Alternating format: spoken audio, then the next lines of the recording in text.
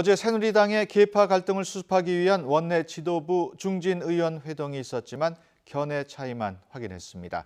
정진석 원내대표는 오늘 비상대책위원장에 대해서는 즉답을 피하면서도 쇄신과 혁신을 강조하는 모습을 보였습니다.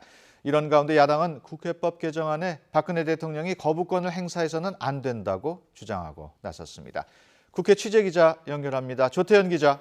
네, 국회입니다. 네, 새누리당 정진석 원내대표가 최근 당내 갈등에 대해서 언급했다고요? 네, 그렇습니다. 새누리당 정진석 원내대표는 오늘 오전 고 김재순 전 국회의장 연결식에 참석한 뒤 기자들과 만나 어떤 경우에도 쇄신과 혁신의 과제를 피할 수 없다는 점을 확인했다고 설명했습니다.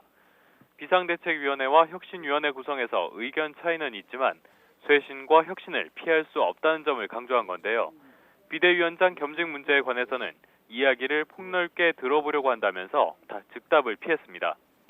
새누리당은 어제 오전 최근 불거진 친박계와 비박계 사이 갈등을 풀기 위한 원내 지도부와 중진 의원 간의 회동을 통해서 혁신형 비대위를 구성하기로 의견을 모았는데요. 친박계는 전당대회를 준비하는 관리형 비상대책위원회를 구성하고 차기 당대표에게 혁신 작업을 맡기자고 주장하면서 비대위원장으로 황우여 전 사회부총리와 강재섭 전 대표 등을 제안했습니다.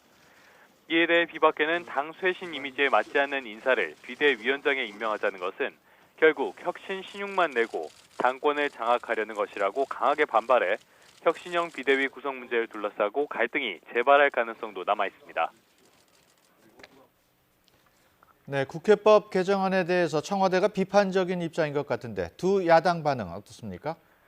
네, 청와대는 상시 청문회를 담은 국회법이 국회를 통과한 것에 대해 공식 입장 표명은 하지 않았지만 상당히 우려하는 분위기입니다.